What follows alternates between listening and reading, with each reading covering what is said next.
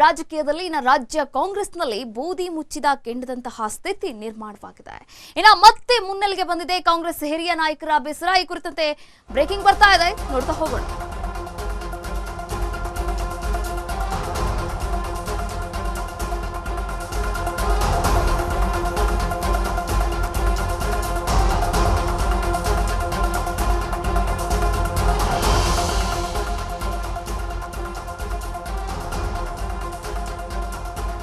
ರಾಜ್ಯ ಕಾಂಗ್ರೆಸ್ನಲ್ಲಿ ಬೂದಿ ಮುಚ್ಚಿದಂತಹ ಕೆಂಡದಂತಹ ಸ್ಥಿತಿ ನಿರ್ಮಾಣವಾಗಿರುವಂತದ್ದು.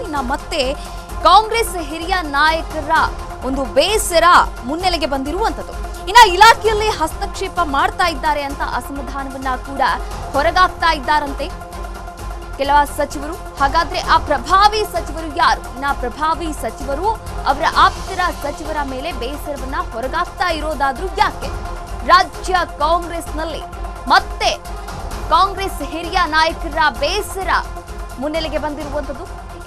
ಇಲಾಖೆಯಲ್ಲಿ ಹಸ್ತಕ್ಷೇಪ ಮಾಡ್ತಾ ಇದ್ದಾರೆ. ಹಾಗಾದ್ರೆ ಯಾವ ಇಲಾಖೆಯಲ್ಲಿ ಯಾವ ಸಚಿವರು ಹಸ್ತಕ್ಷೇಪವನ್ನ ಮಾಡ್ತಾ ಇದ್ದಾರೆ ಎನ್ನುವ ಪ್ರಶ್ನೆ ಇದೀಗ ರಾಜ್ಯ ರಾಜಕೀಯದಲ್ಲಿ ಹುಟ್ಕೊಳ್ತಾ ಇರುವಂತದ್ದು. ಒಟ್ಟಾರೆಯಾಗಿ ನೋಡೋದಾದ್ರೆ ರಾಜ್ಯ ಕಾಂಗ್ರೆಸ್ನಲ್ಲಿ ಏನೋ ಸರಿಯಿಲ್ಲ ಅನ್ನೋದು ಗೊತ್ತಾಗ್ತಾ ಇದೆ.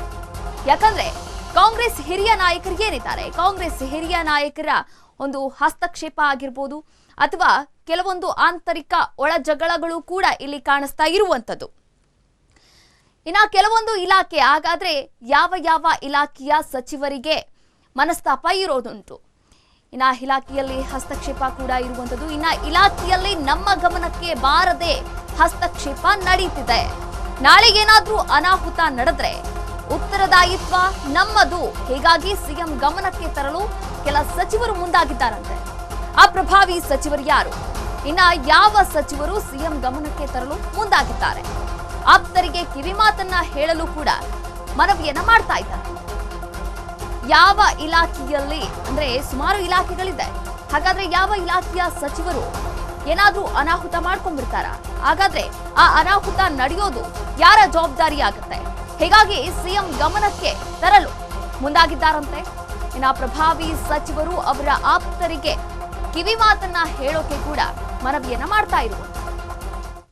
ಎಸ್, ರಾಜ್ಯ ಕಾಂಗ್ರೆಸ್ನಲ್ಲಿ ಅಂದ್ರೆ ಸಿಎಂ, ಡಿಸಿಎಂ ಹಾಗೆ ಏನು ಉಸ್ತುವಾರಿ ಸಚಿವರಿದ್ದಾರೆ, ಇವರೆಲ್ಲರ ಮಧ್ಯೆ ಒಂದೊಂದು ಭಿನ್ನಾಭಿಪ್ರಾಯ ಇರುವಂತದ್ದು. ಮೊದಲಿಂದನೂ ಕೂಡ ನೋಡ್ಕೊಂಡು ಬರ್ತಾ ಇದ್ದೀವಿ. ಸಿಎಂ ಒಂದು ಬಣ ಆದ್ರೆ ಡಿಸಿಎಂ ಒಂದು ಬಣ, ಇದು ಗೊತ್ತಿರುವಂತದ್ದು. ಆದ್ರೆ ಯಾವುದೇ ಒಂದು ಕಾರ್ಯಕ್ರಮ ಇರಲಿ, ಯಾವುದೇ ಒಂದು ಸಂದರ್ಭ ಇರಲಿ, ಅವಾಗ ನಮಗ್ ಗೊತ್ತಾಗುತ್ತೆ ಇಲ್ಲ ಇವರಿಬ್ರು ಬೇರೆ ಬೇರೆ ಅಲ್ಲ, ಇವರಿಬ್ರು ಕೂಡ ಒಂದೇ ಅಂತ. ಆದ್ರೆ ಮತ್ತೆ ಈ ಒಂದು ಮನಸ್ತಾಪಗಳು, ಆಂತರಿಕ ಒಳಜಗಳಗಳು ಕೂಡ ಜಾಸ್ತಿ ಆಗ್ತಾ ಇರುವಂತದ್ದು. ಹಾಗಾದ್ರೆ ಈ ಆಂತರಿಕ ಒಳಜಗಳ ಯಾಕೆ ಆಗ್ತಾ ಇದೆ? ಯಾರ್ಯಾರು ಅಂದ್ರೆ ಯಾವ ಇಲಾಖೆಯ ಸಚಿವರು ಆಂತರಿಕ ಮನಸ್ತಾಪವನ್ನ ಹೊಂದಿದ್ದಾರೆ, ಅವರನ್ನ ಯಾವ ರೀತಿ ಸರಿಪಡಿಸಬೇಕು, ಅವರಿಗೆ ಯಾವ ರೀತಿ ತಿಳಿ ಹೇಳಬೇಕು?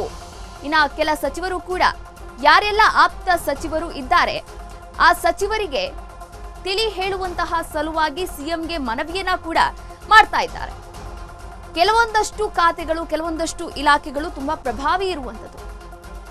ಆ ಪ್ರಭಾವಿ ಸಚಿವರು ಯಾರ್ಯಾರಿದ್ದಾರೆ, ತಮ್ಮ ಆಪ್ತರಿಗೆ ಒಂದು ಮನವಿಯನ್ನ ಮಾಡಬೇಕು ನೀವು ಅಂತ ಕೂಡ ಹೇಳ್ತಾ ಇರುವಂತದ್ದು. ಹಾಗಾದ್ರೆ ಏನಾದ್ರೂ ಸಿಎಂ ಗಮನಕ್ಕೆ ಬರಲು, ಸಿಎಂ ಗಮನಕ್ಕೆ ತರದೇ ಹೋದ್ರೆ ಏನಾದ್ರೂ ಅನಾಹುತ ಸಂಭವಿಸಬಹುದು. ಹೀಗಾಗಿ ಸಿಎಂ ಗಮನಕ್ಕೆ ತಂದ ನಂತರ ಹಲವಾರು ಹಸ್ತಕ್ಷೇಪ ನಡೀತಿದೆ ಅನ್ನೋದು ಕೂಡ ರಾಜ್ಯ ಕಾಂಗ್ರೆಸ್ನಲ್ಲಿ ಗೊತ್ತಾಗ್ತಾ ಇರುವಂತಹ ವಿಚಾರ.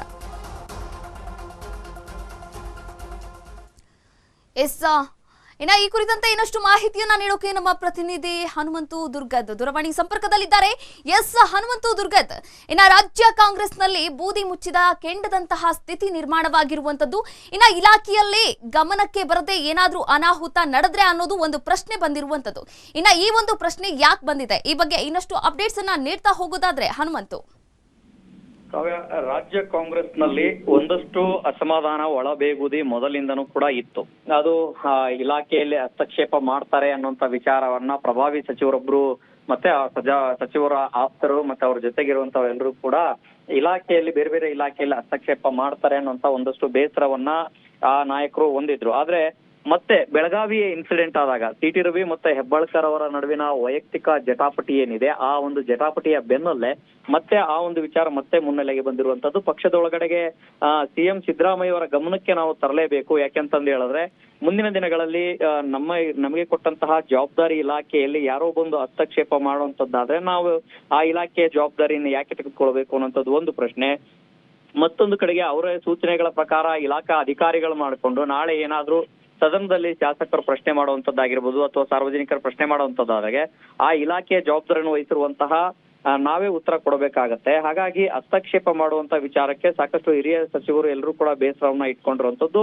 ಈ ಒಂದು ಹಿನ್ನೆಲೆಯಲ್ಲಿ ಸಿಎಂ ಸಿದ್ದರಾಮಯ್ಯ ಅವರ ಗಮನಕ್ಕೆ ಕೂಡ ತಂದು ಅವರಿಗೆ ಆ ಪ್ರಭಾವಿ ಸಚಿವರು ಮತ್ತೆ ಆಪ್ತ ಸಚಿವರು, ಅವರ ಆಪ್ತ ಸಚಿವರು ಯಾರಿದ್ದಾರೆ ಅವ್ರಿಗೆಲ್ರಿಗೂ ಕೂಡ ಒಂದಷ್ಟು ಕಿವಿ ಮಾತುಗಳನ್ನ ಹೇಳಿಸ್ಬೇಕು ಅನ್ನೋಂತ ಚಿಂತನೆಯಲ್ಲಿ ಈಗ ಹಿರಿಯ ನಾಯಕರು ಇರುವಂತದ್ದು. ಮತ್ತೊಂದು ಕಡೆಗೆ ಏನು ಚಳಿಗಾಲದ ಕೊನೆ ದಿನವಾದಂತಹ ಅಧಿವೇಶನದಲ್ಲಿ ನಡೆದಂತಹ ಟಕಾಫ್ ಏನಿದೆ, ಸಚಿವ Lakshmi Hebbalkar versus MLC CT. Ravi ಅವರ ನಡುವಿನ ಜಿದ್ದಾಜಿದ್ದಿ ಏನಿದೆ ಅದು ರಾಜಕೀಯ ಸ್ವರೂಪ ಪಡೆದ ನಂತರದಲ್ಲೂ ಕೂಡ ವೈಯಕ್ತಿಕವಾಗಿ ಹೋಗ್ಬಾರ್ದಾಗಿತ್ತು ಅನ್ನೋಂತ ಒಂದಷ್ಟು ಅಭಿಪ್ರಾಯಗಳು ಕೂಡ ಈಗ ಪಕ್ಷದ ವಲಯದಲ್ಲಿ ಕೇಳಿ ಬರ್ತಾ ಇರುವಂತದ್ದು.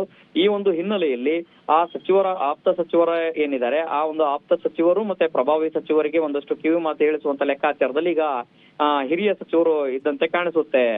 ಕಾವ್ಯ, ಹನುಮಂತು, ಇಲ್ಲಿ ಪ್ರಭಾವಿ ಸಚಿವರು ಅಂತ ಕೂಡ ಇರುವಂತದ್ದು, ಹಾಗೆ ಕೆಲವೊಂದಷ್ಟು ಪ್ರಮುಖವಾದಂತಹ ಇಲಾಖೆಗಳು ಕೂಡ ನಮ್ಗೆ ಗೊತ್ತಿರುವಂತದ್ದು. ಆದ್ರೆ ಪ್ರಮುಖವಾದಂತಹ ಇಲಾಖೆ ಯಾರು ಹಸ್ತಕ್ಷೇಪವನ್ನ ಮಾಡ್ತಾ ಇದ್ದಾರೆ ಅನ್ನೋದ್ರ ಬಗ್ಗೆ ಏನಾದ್ರೂ ಡೀಟೇಲ್ಸ್ ಇದೆಯಾ? ಒಂದು ಕಾವ್ಯ, ಈಗಾಗ್ಲೇನೆ ಗೃಹ ಇಲಾಖೆಯಲ್ಲಿ ಒಂದಷ್ಟು ಓವರ್ಟೇಕ್ ಮಾಡಿದಾರ ಅನ್ನುವಂತ ವಿಚಾರಗಳಿಗೂ ಚರ್ಚೆ ಮುನ್ನೆಲೆಯಿರುವಂತದ್ದು. ಯಾಕೆಂತಂದ ಹೇಳಿದ್ರೆ ಸಿ.ಟಿ. ರವಿ ಅವರ ಪ್ರಕರಣದಲ್ಲಿ ನೇರವಾಗಿ ಅವರೇ ಆರೋಪ ಮಾಡಿದಂತೆ ಸಿ.ಟಿ. ರವಿ ಅವರೇ ಆರೋಪ ಮಾಡಿದಂತೆ ನನ್ನ ವಿರುದ್ಧ ಕೊಲೆ ಸಂಚನ್ನ ರೂಪಿಸಲಾಗಿತ್ತು ಅನ್ನುವಂತ ಆರೋಪವನ್ನ ಮಾಡಿದ್ರು. ಮತ್ತೆ ಹಕ್ಕು ಬಾಧ್ಯತಾ ಸಮಿತಿಯ ಮುಂದನು ಕೂಡ ಹಕ್ಕು ಚೀಟಿ ಮಂಡನೆ ಮಾಡ್ಲಿಕ್ಕೆ ಎಲ್ಲಾ ರೀತಿಯ ಸಿದ್ಧತೆಗಳನ್ನು ಕೂಡ ಮಾಡ್ಕೊಳ್ತಾ ಇದೀವಿ ಅನ್ನೋ ಮಾತು ಕೂಡ ಹೋರಾಡಿರುವಂತದ್ದು. ಅಂದ್ರೆ ಅವರನ್ನ ಬಂಧಿಸುವ ಮುಂಚೆನೆ ನೋಟಿಸ್ ಅನ್ನ ಕೊಡ್ಬೇಕಾಗಿತ್ತು, ನೋಟಿಸ್ ಅನ್ನ ಕೊಡದೇನೆ ನೇರವಾಗಿ ಬಂಧಿಸಿರುವಂತದ್ದು ಹೇಗೆ ಅನ್ನುವಂಥದ್ದು, ಅದು ಯಾವ ನಿಯಮ ಅನ್ನುವಂತ ಒಂದಷ್ಟು ಪ್ರಶ್ನೆಗಳನ್ನು ಎತ್ತಿರುವಂತ ಕಾರಣಕ್ಕಾಗಿ ಇಲಾಖೆಯಲ್ಲಿ ಹಸ್ತಕ್ಷೇಪ ಆಗ್ತಾ ಇದೆ, ಅದನ್ನ ತಡಿಬೇಕು ಅನ್ನುವಂತ ಲೆಕ್ಕಾಚಾರದಲ್ಲಿ ಆಗ್ತಾ ಇರುವಂತಹ ಮಾತುಗಳು. ಹನುಮಂತ್ ದುರ್ಗತ್, ತಮ್ಮೆಲ್ಲ ಮಾಹಿತಿಗಾಗಿ ಧನ್ಯವಾದಗಳು.